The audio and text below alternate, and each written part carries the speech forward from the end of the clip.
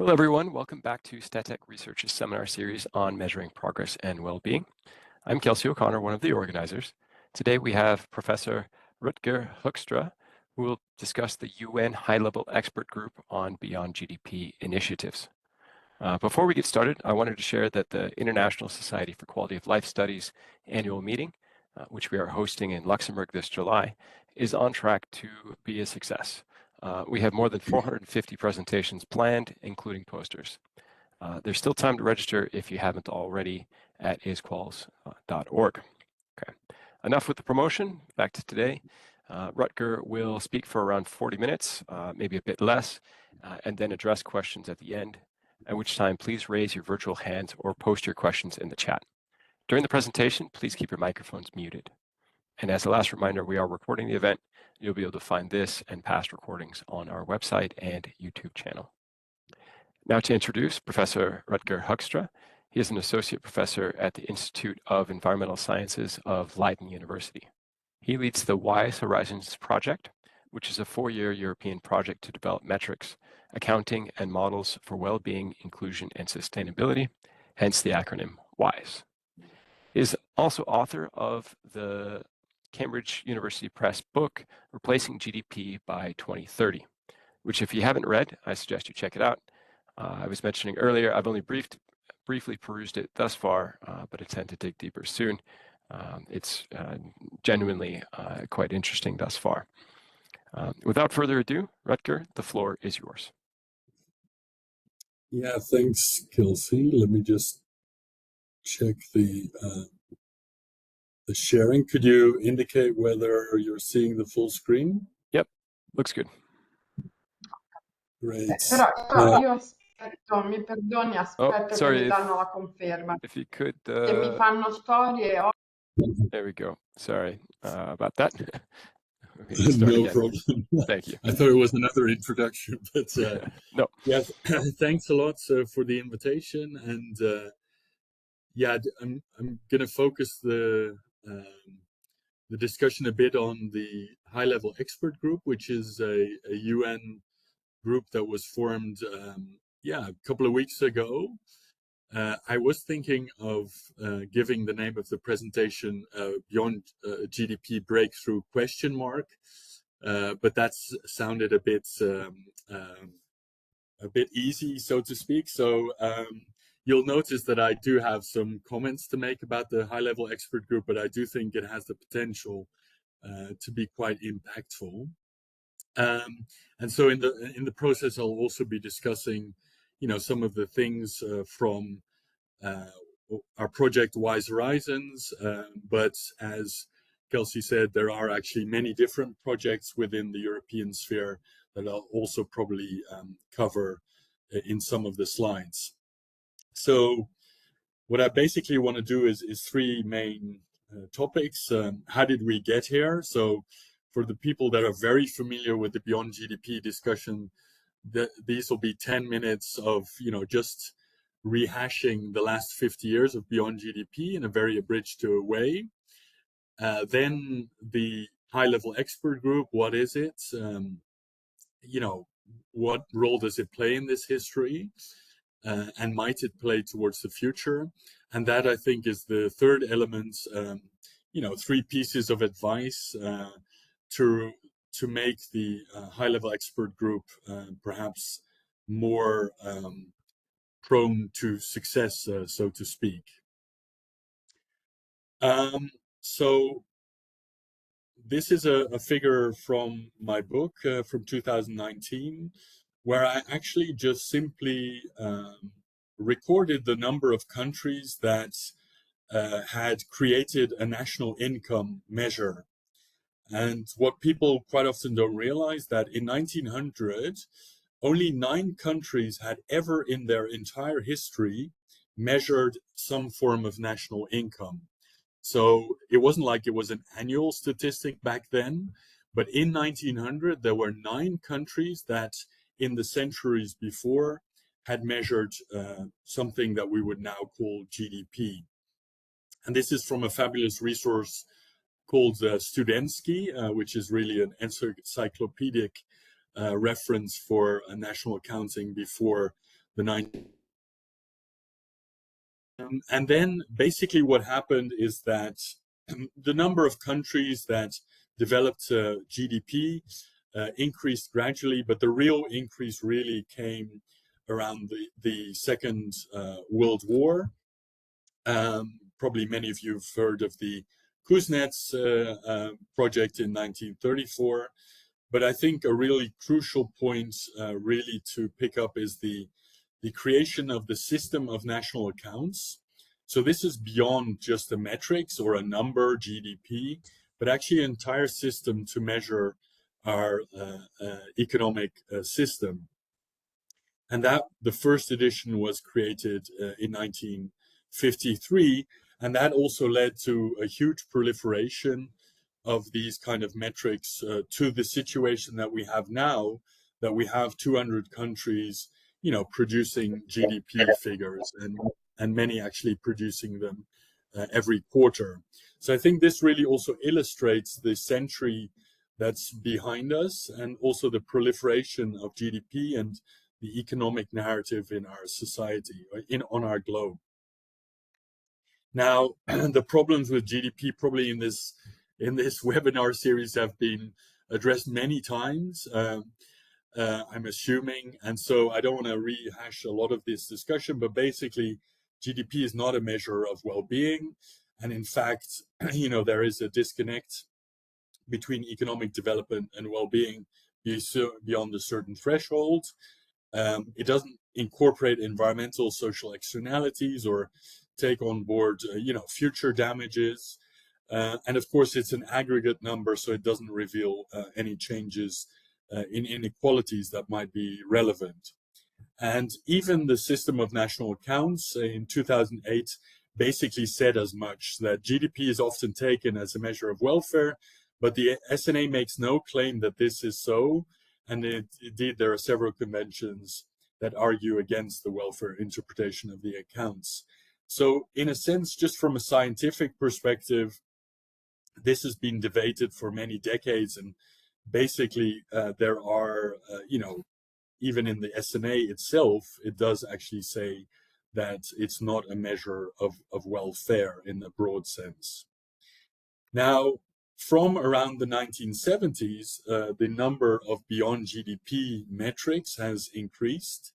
So, in the early 70s, there was the Limits to Growth report, the Stockholm Conference of Environmental Development, the Social Indicators movement. So that really also started to increase the number of alternatives to GDP, which were aimed at replacing GDP as a number. So, for example, in the 1970s, there was the Nordhaus and Tobin measure of economic welfare, for example. Now, if we fast forward, an extra impulse was given by the Brundtland report of 1987, but especially the Earth Summit of 1992 was very impactful. And another very important moment, I feel, is the period around 2008 to 2010, when the Stiglitz-Sen-Fitoussi report was published for President Sarkozy, but also the Better Life Initiative by the OECD. And in this system, there are many prominent indicators or dashboards. We've put in this graph the HDI and the SDGs, but of course, underlying this are many different indexes and dashboards that you've probably heard about.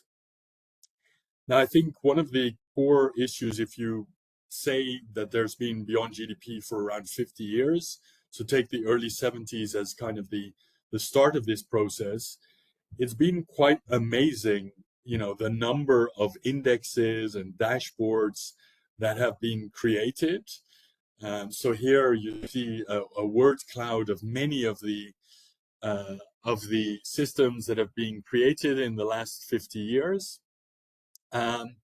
But actually this situation was also more or less the reason that I was quite frustrated and decided to write my book in 2019, because basically all we are doing as a Beyond-GDP community is just creating new indexes, even more indexes, And on the other side, there is this really coherent system. We can have all the criticisms we want, but just simply expanding the universe of indexes and dashboards doesn't seem to be the way forward. And so in my book, I argue that we really need also terminological and methodological consolidation, and a common language also, with which we frame the Beyond-GDP debate. And so if you would summarize my book in just one sentence, it's basically, please, United Nations, could you form a group that consolidates 50 years of Beyond-GDP work? And of course, this is not the high-level expert group, which was formed a couple of weeks ago, is not a response to my book, but I'm really happy, nevertheless, that this apparently also is seen by the UN as an important step. So that leads me to the second part, where we are now with this high-level expert group. So last week, 2 weeks ago, it was formally announced that the Secretary General has appointed 14 experts, global experts, which are shown here on the screen. And these will be responsible for taking forward the Beyond-GDP debate. Of course, the exact mandate and the direction of the group is still being formed. I think, if my information is correct, they met for the first time a week ago or so, so it's still very early days. But I do feel that this has the potential to be quite an impactful group. Now, in terms of the mandate, they are supposed to create a conceptual framework for measuring progress. They need to create an initial list of correspondent country-owned university applicable indicators. In previous mandates, it said actually the number of indicators. So it said that it should be 10 or 15 or 20, for example. Here, there is no restriction at the moment. There's also a request for data collection and statistical capacity. And of course, the process also needs to be connected to probably one of the most impactful Beyond-GDP initiatives, which are the SDGs. Now, the group will report to the General Assembly this September. This is the latest information. I'm pretty sure some of this might actually change, but formally they will be updating the General Assembly this September, and then a final report will be produced the September afterwards. And then the actual report and the recommendations will be going into a subsequent intergovernmental process where countries can then also reflect on the framework and the indicators, for example, that have been created by the high-level expert group. Now, as I said, it's very early days. The group has only met for the first time, so these kind of things and mandates and direction might change, but this is the current state of the information. Now, I just thought I would frame also a little bit the advice that would come from the Beyond-GDP analysis of the last 50 years. What are some directions that would be most fruitful for this group to pursue? And the parallel that I draw here is that this group could be very impactful, could create a breakthrough, as I think the SNA group of 1953 was really, I think you can see that it's very impactful. But I don't know how many people in the audience actually know, for example, the CSD recommendations. That was a UN process in the early 90s that was created after the Earth Summits. And it was a huge deal where it looked at indicators for sustainable development. But to be quite frank, very few people actually even still refer to it. And I think quite often it's more or less forgotten what has been achieved there. And so, you know, the fact that there is this high-level expert group doesn't automatically mean that it will be a successful group. And so I just want to focus on 3 topics where, you know, from our projects, we have some advice. I won't explain titles at the moment, but that doesn't mean that these are the only pieces of advice. And I think in the discussion, we'll probably have a broader discussion, but these are 3 points that I think our projects basically converge around. So first and foremost, words matter. So if the graph I showed you just now, not this graph, but the graph I just showed you just now was the number of countries measuring national income. And you saw this progression from 1900 to the situation now that basically all countries are measuring GDP. Now, this is a different analysis where we looked at one country, the United States, and one media source, the New York Times, to see the prevalence of certain words. So to see the narrative, so to speak, in the New York Times. And so the share of articles in the New York Times that have the word economy or economic growth. And as you can see, there is really this secular increase in the use of the word economic and the noun economy and the adjective economic. And actually, a phrase like economic growth did not appear in the New York Times before around the 1950s. And if you know that in the United States only started to create quarterly figures in 1948, it is actually connected also to the publication of the Statistical Office, but also of policy institutes, basically driving this discussion about the economy and economic growth.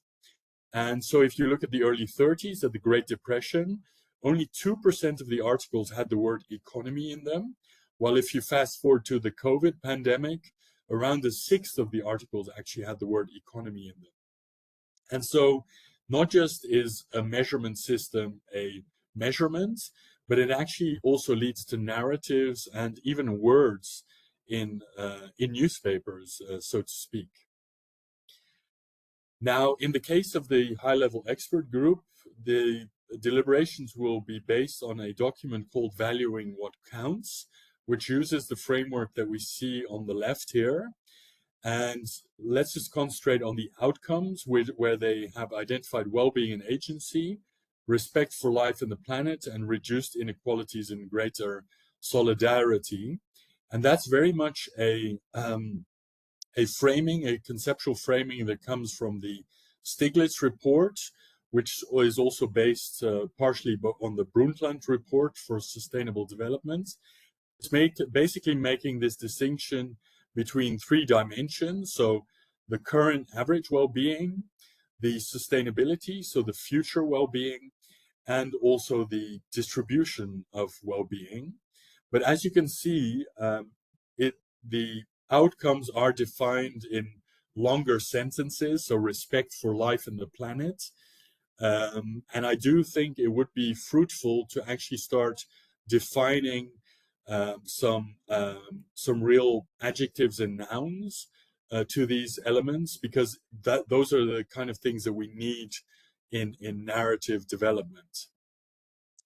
And so that would also give us the opportunity, rather than saying beyond GDP, we could also actually say, well, a more positive vision is to work towards sustainable and inclusive well-being. And I do think, as you can see, well-being, sustainability, inclusion are, nouns that are being used, and then sustainable, inclusive are adjectives. I do think we need to think in this linguistic way, because that, I think, is one of the legacies, for example, of the SNA 53. Now, in our project, we have also used this to actually make an inventory of all the dashboards and indexes around. This is work by one of our PhDs, Annegeke Jansen, where she actually looked at the measurement of current well-being, average current well-being. So for example, life evaluation, or the HDI would be in the yellow part of the triangle. There are indexes that look more at distribution, like the inclusion aspects, and there are indexes or dashboards that are more geared towards sustainability. So the paper is shown on the left here, and we have also created a database where, if there is data available for these indexes, we have collated them into a database so that we can also have some interdisciplinary collaboration. But the aim of this is to actually show that although we have a lot of different terminology in our domain, if you use this well-being, sustainability, and inclusion framing, actually you can see what the overlaps is in terms of the methodological domains that they're measuring. And there is actually quite a bit of convergence around this terminology ongoing. It's still to be seen whether the high-level expert group will also follow this kind of framing. But for example, the system of national accounts was also revised this year. And in the second chapter, they actually used the terminology of well-being and sustainability. So even in the document that we use to measure GDP, it actually already is using well-being and sustainability in terminology. And there are also other groups, like the expert group on measuring well-being at the United Nations, that are also using this terminology of inclusion, sustainability, and well-being. The OECD, I think probably many of you know, has the Y Center, which of course is also using this terminology. I'm currently visiting the JRC, which is working hard on the European Commission work on sustainable inclusive well-being, and also within the European projects that were part of the merge and also beyond. We actually have agreed to start using this terminology more, so that we also have more of a narrative effect by using these terms. And so the high-level expert group could contribute to this framing, which is very much based on basically a Stiglitz-Brundtland's conceptual framework. Now, second point is about the policy toolkit and institutions. Sometimes when we have a GDP discussion, it's very much just a discussion like, let's replace the GDP index or metric. But I think if we look really at the impact, historically speaking, of the 1953 SNA, it's far broader than that, and it's far more useful than just a GDP figure.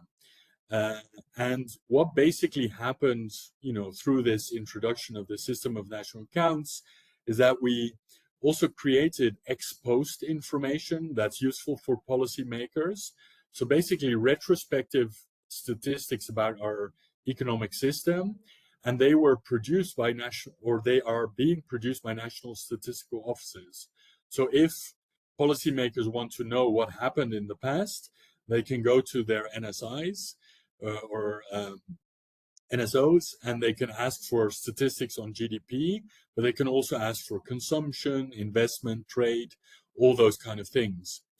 But the system of national accounts is not just useful for retrospective statistics, it is also, of course, the foundation of many macroeconomic models that were created either in policy institute, universities, and ministries. And that's, of course, then used for ex-ante policy evaluation or scenarios or projections.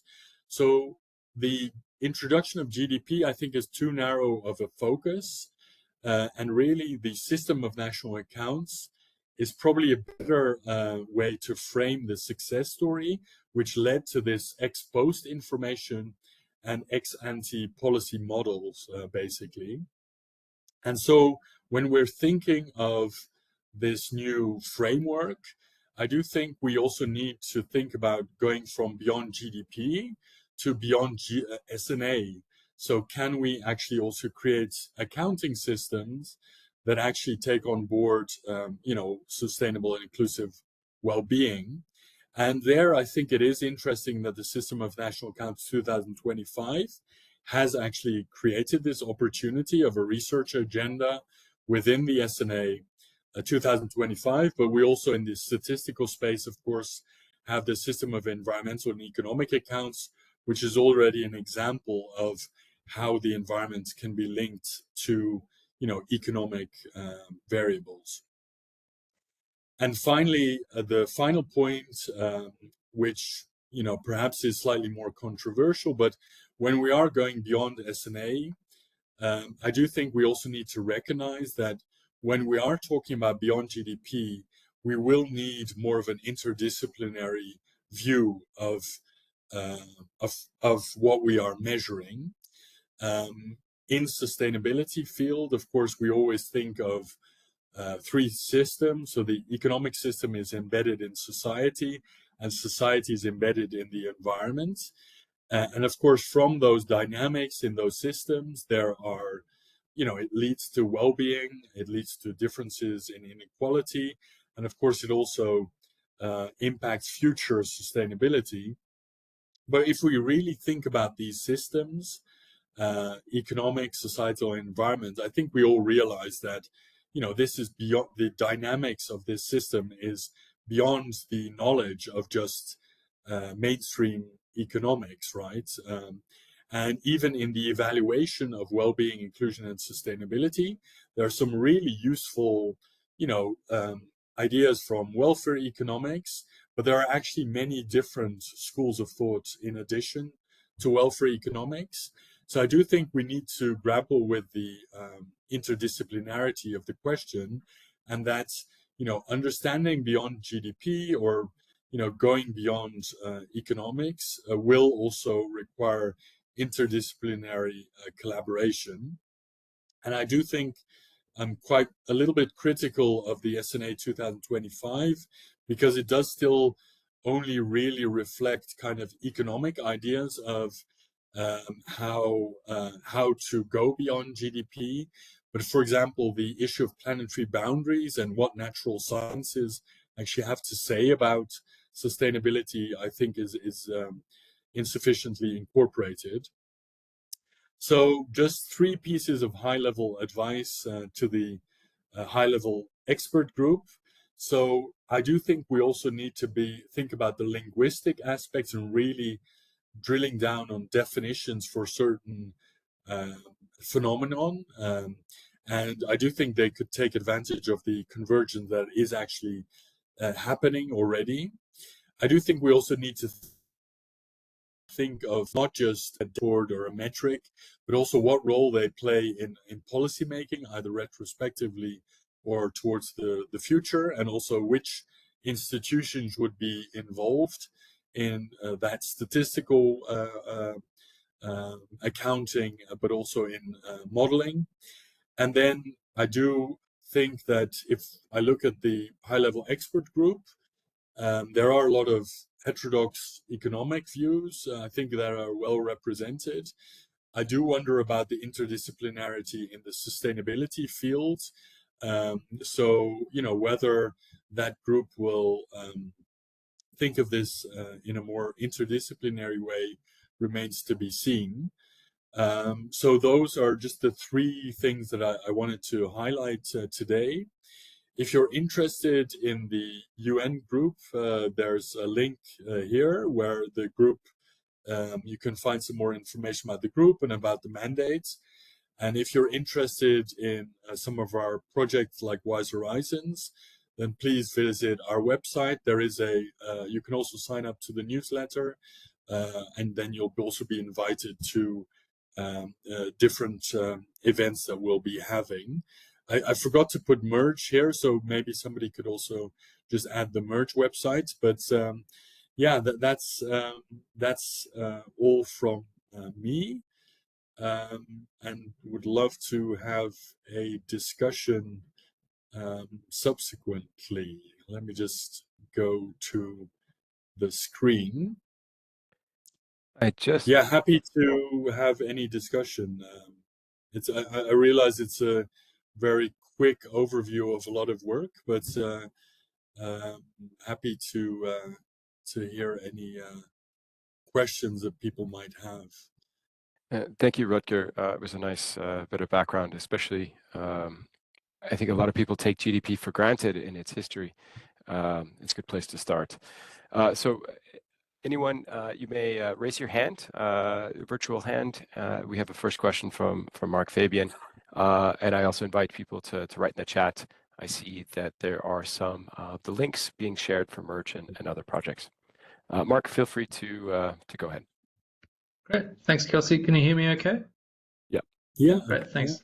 Thanks for the informative talk. My question is basically where you see these alternatives to GDP plugging into policymaking processes. So the talk is always about measuring progress, but I don't really see GDP being used that way very much by bureaucrats. So the monetary policy committees will use it when they're thinking about inflation or unemployment. Over in the Treasury, the emphasis is more on efficiency, value for money, this kind of stuff. And one of my concerns is that the existing wellbeing frameworks haven't really been used very much because we don't start from a problem that policymakers have that they're trying to solve. Like GDP started from the war and trying to understand whether we were building enough tanks. I'm just curious here whether you have thoughts on how these things can be applied or where you want them to be applied, where you see them being applied. Thanks. Yeah, I think, sometimes a bit of a caricature is made of, and I probably did that also in this speech, like of GDP, being the metric of analysis. I think it is the metric, of a lot of models, kind of a summary index, but especially when I talk to people at the Economic Policy Institute, for example, they do loads of analysis that doesn't mention GDP or those kind of things. But so the way I see this is that basically all of these metrics have been created very often in an academic sense. So just thinking about like how best to measure well-being or a broader thing. But actually, if it really is going to be used in a policy setting, it does just also require political will. And I think the best example is probably New Zealand, which has changed actually over the last year or so. But they already had a dashboard of indicators called the Living Standards Framework, and they also had social cost benefit analysis, right, to actually make decisions about certain projects. But they were not really being used in policy. But then, Jacinda Ardern became the prime minister, and she said, well, we should be striving towards a well-being budget at the Ministry of Finance. And so what actually happened was there was a political will to create a well-being budget. And then they started using actually the Living Standards Framework and the social cost benefit analysis, tooling that they had to actually make decisions about, what priorities they needed to focus on in the budgeting process, and also how to decide between different projects, for example.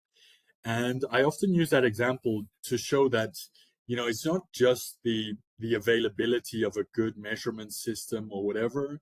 We also at some stage need, political will and to actually apply these things in policy. And for example, in the Netherlands, we also have a dashboard of indicators. We also have social cost benefit analysis. But the only difference is, of course, that there is, in terms of political will, not yet really a demand to, frame these policy discussions in this way, in a Beyond-GDP kind of framing. So I think actually we can debate, these policy or these tools for forever, but there will need to be political will at some stage to, to implement them, to really make them successful and try them out in practice, really. Great, thank you. Parviz, you can ask away. You can unmute yourself. Thank you. Thank you very much for a very clear presentation. Enjoyed listening to you a lot. Thank you. I have a very basic question to put to you. There was a chart which showed the kind of a history or the timeline, historical timeline of the number of countries that have started to report or adopt some form of a system of national account reporting.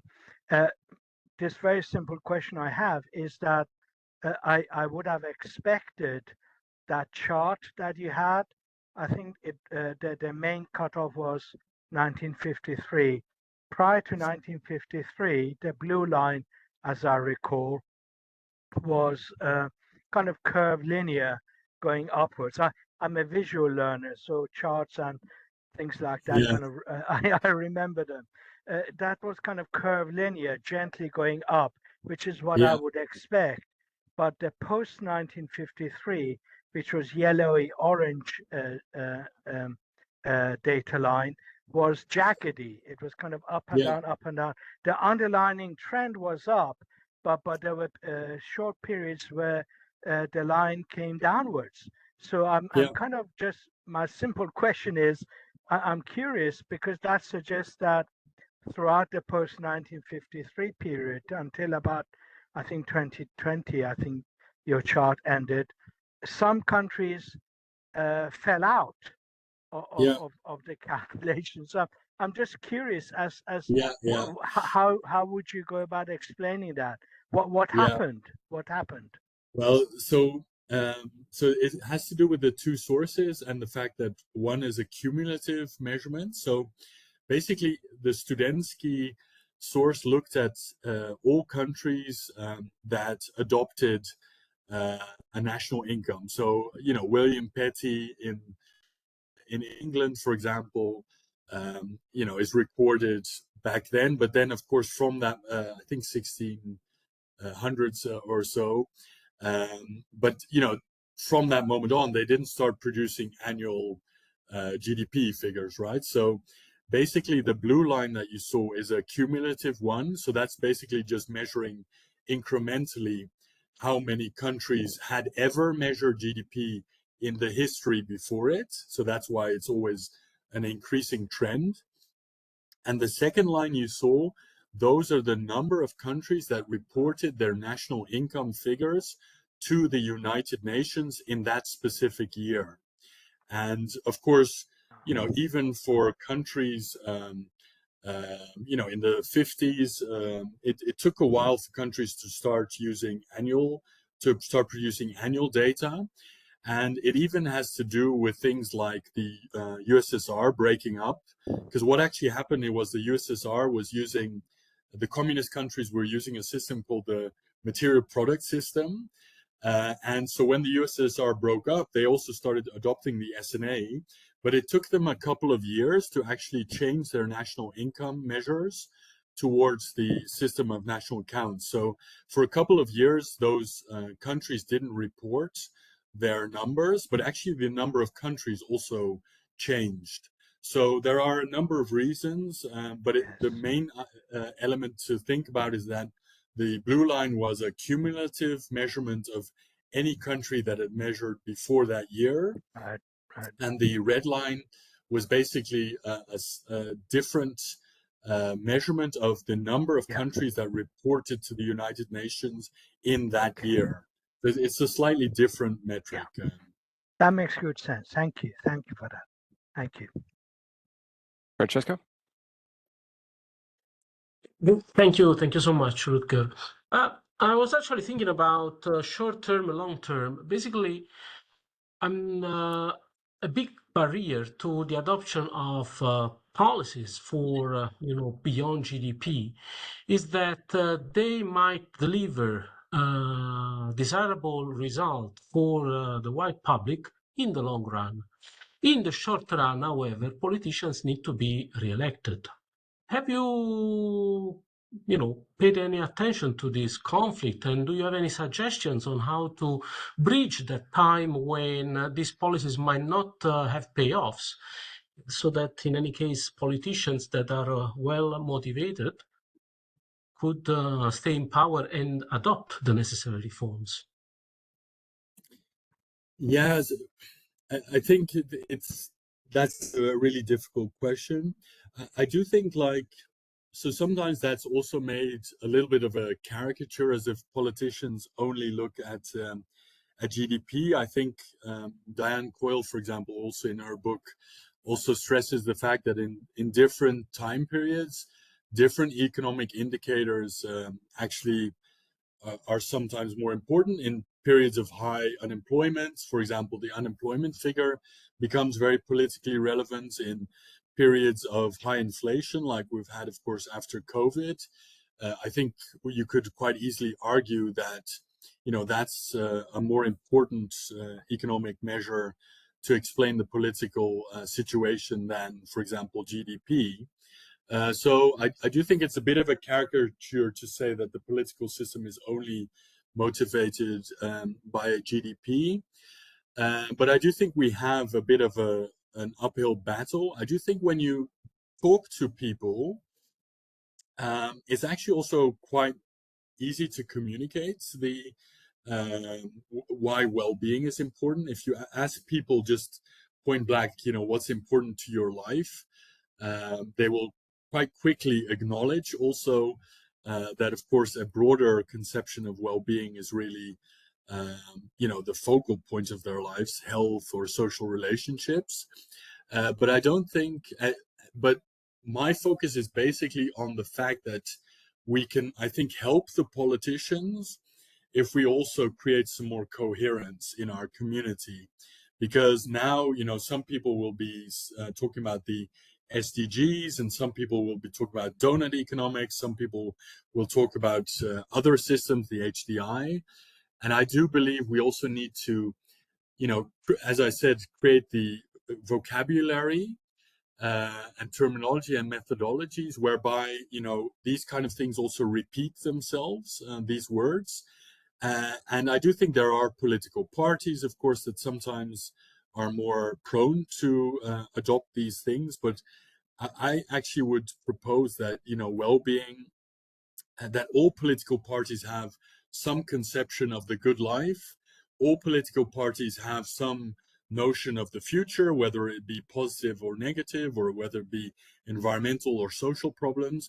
And I do think all political streams also have some idea of what, inequality and the relationships between people should look like. And so to me, it's actually a holistic way. But I think you are right. At the moment, there are very few political leaders that are willing to step up. But I'm also pointing to ourselves to say we are not making it very easy for these politicians if we have these hundreds of systems. So I am hoping that the high-level expert group will help a little bit in that direction. I agree with your view. Thanks a lot for sharing. I apologize. Ehsan, I may have pronounced your name wrong, but please go ahead. Oh, you're muted. Hi, hello everyone. I'm Ehsan. I'm a science writer at Nature, the journal. Thank you, Rutger, for the invitation. I had a couple of thoughts, really. I mean, it's a bit more rambling than questions. I'm probably more sympathetic to Francesco's point, maybe, than you are, Rutger. I mean, here I'm in the UK. If you could tell from my accent, and we've just elected a government that is just, Jesus, so obsessed with growth. I mean, I don't remember, probably since I was like an economics student, hearing this on like every TV news channel. I mean, this obviously, it's in their corporate communication manual that we must talk about growth and GDP growth in every interview and whatever. And presumably there's people there in the backgrounds who've unpacked the index, and they're looking at all the levers they can pull, shovels in the ground, new airports, more railway lines, yada yada. And of course, then they're having fights with the environmental people, and they're trying to, I mean, this is quite Trumpian without the language and the rhetoric of what's happening in the US. So that was sort of one thing. I still think this, and maybe they don't kind of understand what they're doing. You know, they've just sort of been fed this thing, we've got to have growth, and they don't. But then, you know, they're all very bright people, so I'm probably wrong. The other thing just to say was I was kind of intrigued. Rutger, I'd love to hear what you might think about when the U.S. Commerce Secretary sort of dropped this thing about where he goes like, what is this GDP, and you know, why do we even have government spending in it? Let's get it out, and you know, then we'll kill all, you know, we'll have all objectives achieved. We'll get rid of this stupid metric, and we can just cut the government. Sort of, you know. So is the Beyond? Is there like MAGA? Is there a MAGA confluence with the Beyond GDP movement? And just my final, this would be more of a question really, was that you know, like when I saw this Guterres committee website when it went up, and they said they're going to have an intergovernmental process. That actually, you know, up to that point, I was thinking this is going to be a waste of all of our time, and it'll be a bit like the CSD, as you say. But with an intergovernmental process, obviously they're looking at some sort of policy influence. But then, having heard you, Rutger, I'm now more depressed, because unless it involves the SNA is the only game in town. That's where the action is, and that's where all the kind of mainstream economic statisticians are kind of controlling it all. And so that's who all of us, and I count myself in your group, you know, that they're the people we've got to somehow persuade, you know, with all respect and whatever. So anyway, that's it. Great. Rutger, if I may, just for sake of time, I want to load on that question. So you're saying we need to go beyond SNA, and maybe you can be a little bit more clear in your response to Ehsan. It's also a question from a person in the audience. Why is it that we can't just be incorporated into political? Oh, sorry. Yeah, here we go. Yeah, why can't we be incorporated into the SNA?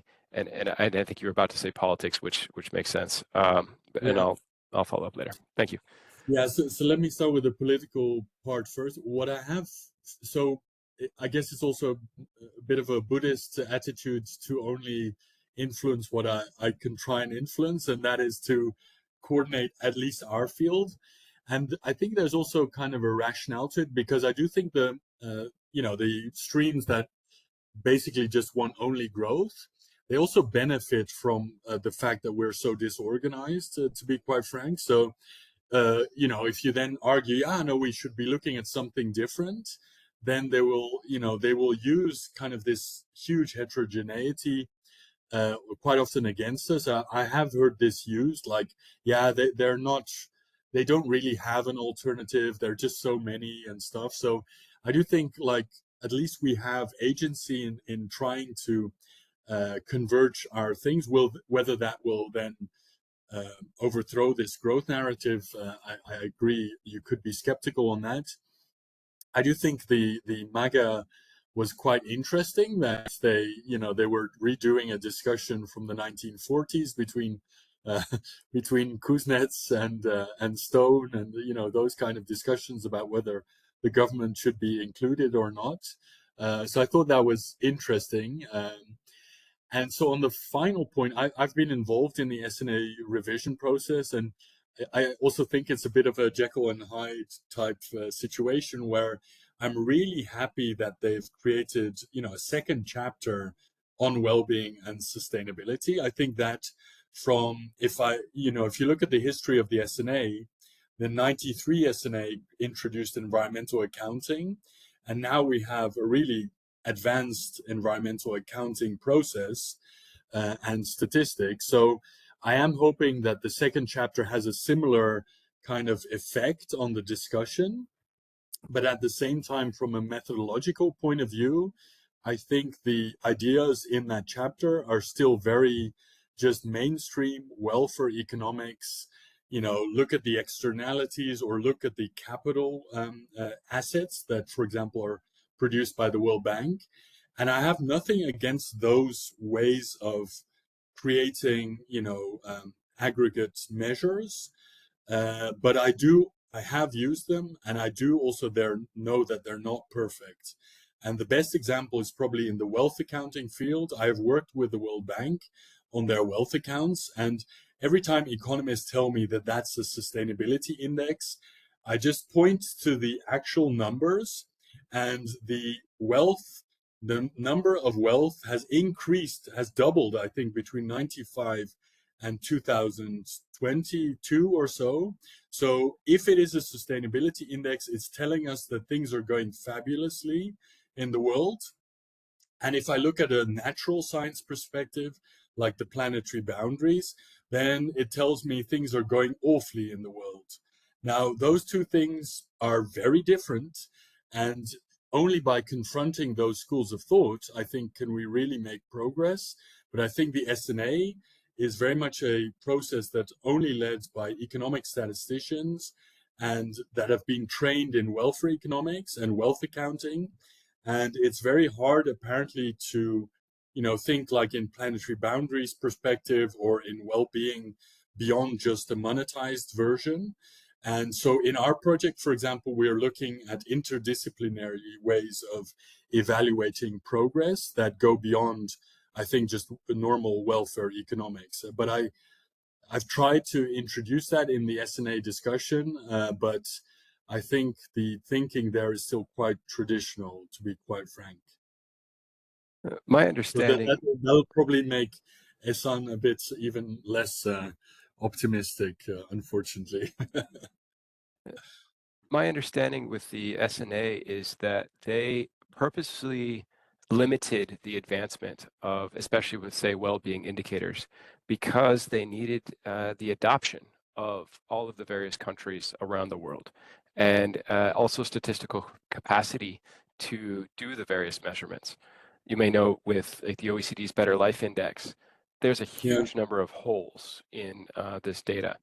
So does that ring true? And then also, it reminds me of the SEEA, the system of environmental accounting. And it's just not adopted as the main part of the SNA. So part of this feels like state capacity as well as political will, as you mentioned before. Does that feel right to you? Yeah, I think, the SIA is definitely, it takes a long time, right? So the SIA was introduced kind of in 93, or the agenda was set basically then, but it took 20 years to create that system of accounts.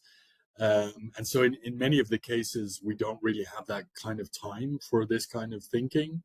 But, the SIA, I do think, is really, developing in the policy field and can be connected to the SNA. And the SNA even has introduced in the new version a net domestic product, where they actually take a SIA idea of actually looking at the depletion of natural capital and actually try and introduce it into the SNA framework. So, I do think there are these effects that those discussions have. I would just say that I think you're right.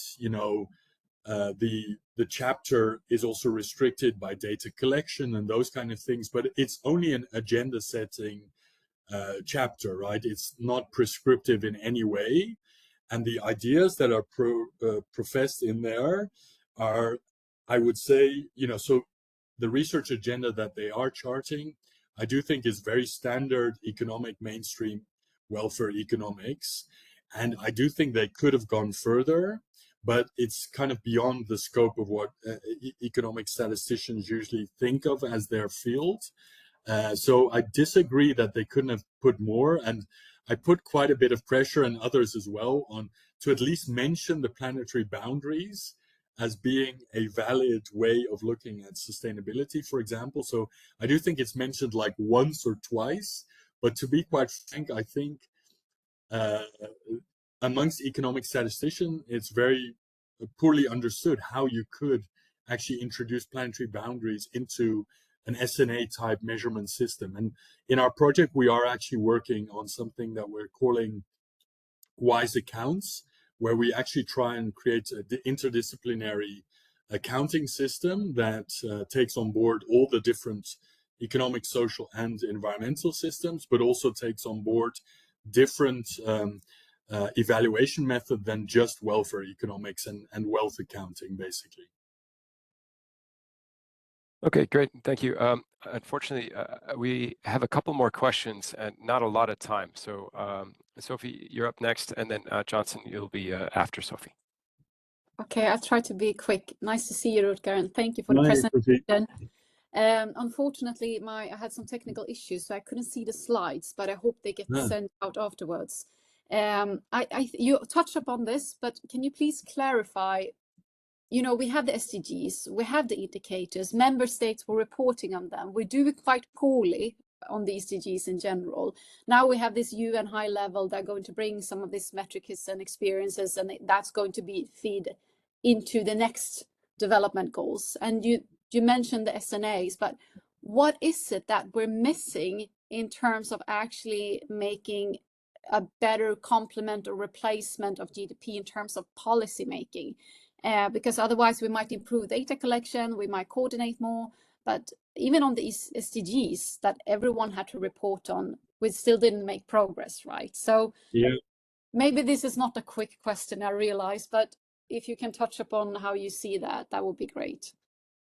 Well, one of the things that I've also done with this New York Times analysis is, so I showed you this graph of just the words economy and economic growth, right? So the narrative aspect, and just think of 200 statistical offices creating quarterly figures. That's 800 press releases that are picked up by media. And so in a sense, it's kind of subsidized narrative, right? And it also gives the impression, for example, that the economy is important, and because it's mentioned a lot and even incrementally more over time. And I've also used that to actually analyze the New York Times for example, the SDGs. How often are the SDGs mentioned in the New York Times, or donut economics, or the Human Development Index? And it's minute, right? And so I think we should be thinking about that, because when I think you are at a party and I'm at a party and we say, well, what do you think of the SDGs, right?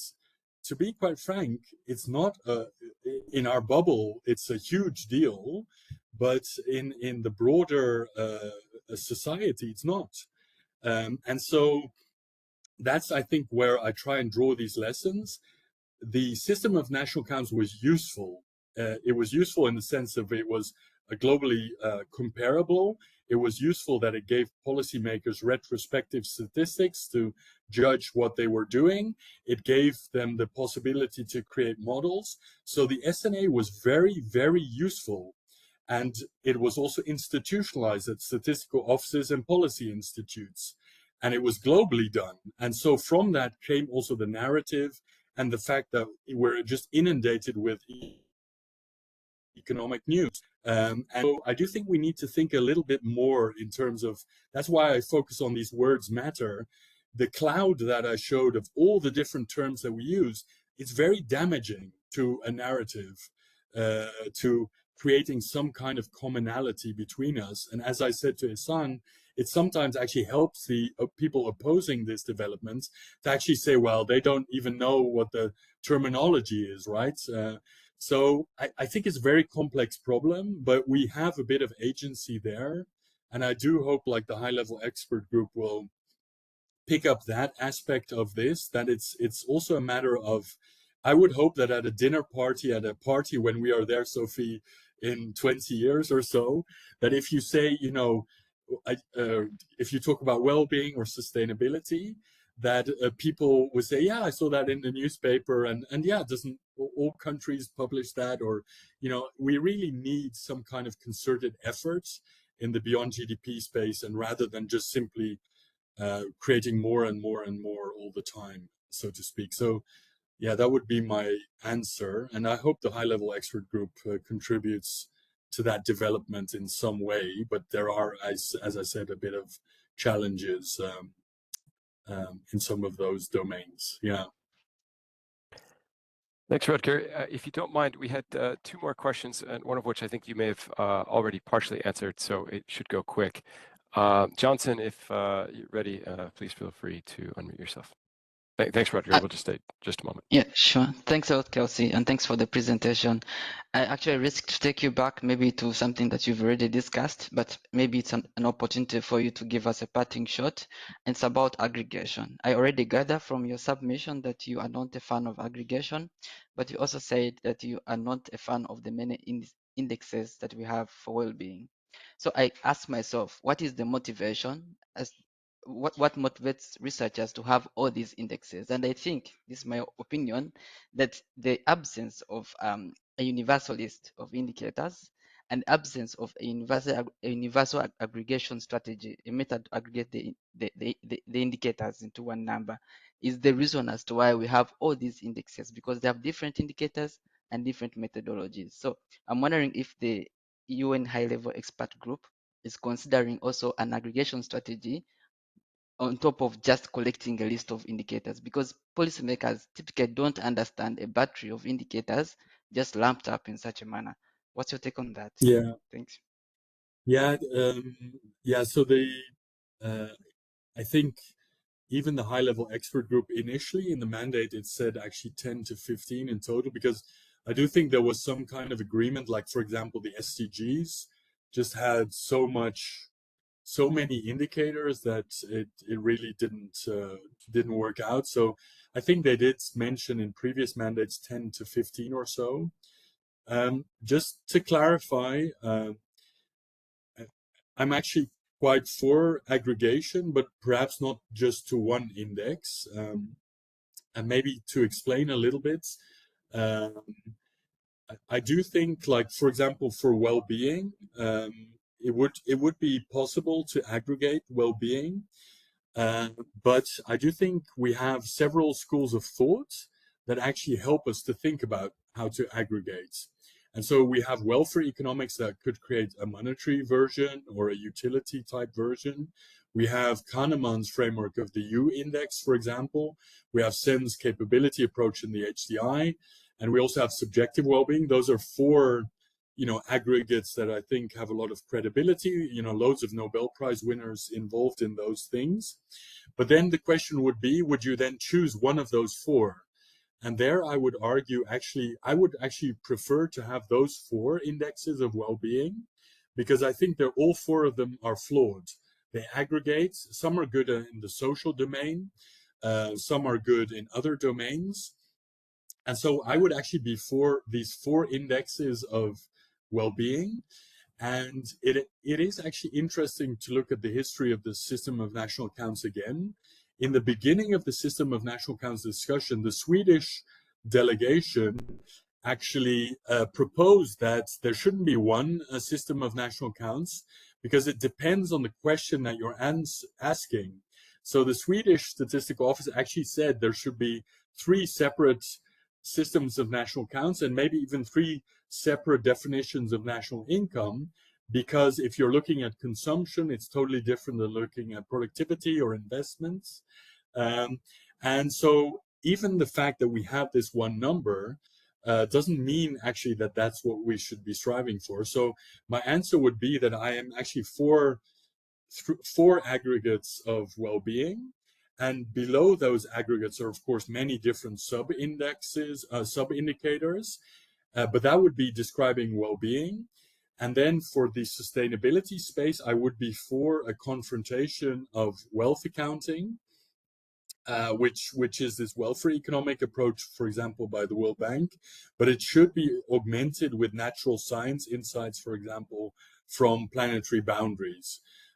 So I'm actually quite for some form of aggregation, but towards one index, I'm not for. I actually feel that many schools of thought actually have something to say about this. Yeah, that would be my response to that. Many thanks. I hope that answers your question. Yeah. Very much so. Thank you. Unfortunately, I would like to follow up, but we're running low on time. You've got a couple of points in the chat from Asan, and then there was also a question by Alberto Prati. And maybe we close on this with Alberto's asking, what would be the best possible scenario in the short or the long term of this group? And feel free to be unrealistic And maybe I'll tie that a little bit with what Hassan says, maybe that in his view, the best case could be that the high-level group will synthesize all the amazing science that is being done, and that somehow that will be picked up by the SNA in the next revision. And that the next iteration may not be for another 15 years. So we have some time perhaps to get there. Yeah. So best case, I think, the group would come up with a list of indicators and indexes, but they would have a research program that looks at how those indexes are related to a broader accounting scheme. And then that accounting scheme should then also be linked to the policy processes. So I don't think this working group would do all the work, but it should set the scene for also following work beyond their mandate. And so it's in that domain of actually looking at a broader accounting scheme that would actually also have influence on policy. So also looking at policy tools, scenarios, models, those kind of things. And I would disagree that it should be part of the SNA process. I would see it more a bit the way, for example, that the SIA was created as kind of a parallel system. Because as I said, I just don't think the actual topic of measurements is actually the core expertise of just economic statisticians. So either you have a more interdisciplinary group of scientists talking about that system, but then how does that relate to the SNA process, which is really very much about economic measurements?